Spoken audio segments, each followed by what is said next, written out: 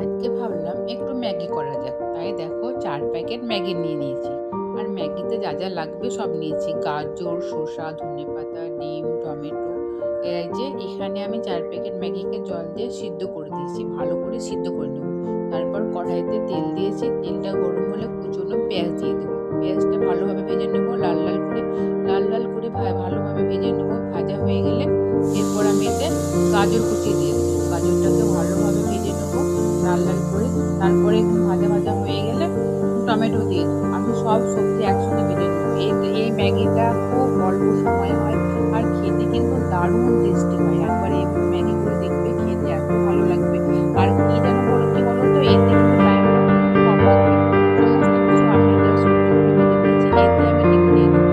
ডিমটা এতে আমি ভালোভাবে দিয়ে ভালোভাবে একসঙ্গে ডিমটা ভেজে নেবো। অনেকে কি করে ডিমটাকে আলাদা করে ভেজে তুলে নেয়।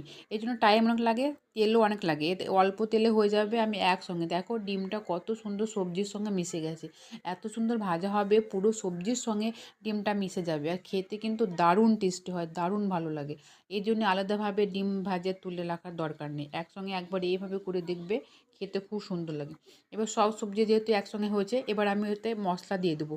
ম্যাগির প্যাকেটে যে মশলাগুলো থাকে সেই মশলাগুলো আমি দিয়ে দিয়েছি ওই সবজিতে। তারপর আমি এতে দিয়ে দিয়েছি ম্যাগি। দেখো কত সুন্দর ভাজা হয়েছে আর কত সুন্দর লাগছে আর খেতে এত সুন্দর লেগেছে। এই ম্যাগিটা আমার খুব ফেভারিট। দেখো কত ভালো হয়েছে সুন্দর। ডিমটা পুরো সবজি সবার সঙ্গে মিশে গেছে, এত ভালো দেখো কত সুন্দর হয়েছে। আর এই ধর ম্যাগি আমার খেতে দারুণ লাগে। আর আমি ম্যাগি এইভাবে রান্না করি। আমি কোনোদিন ডিম সবজি আলাদা করে ভেজে তুলে নিয়ে ম্যাগি করিনি। এইভাবে ম্যাগি দারুণ টেস্ট হয়, দারুণ ভালো লাগে। তোমরা একবার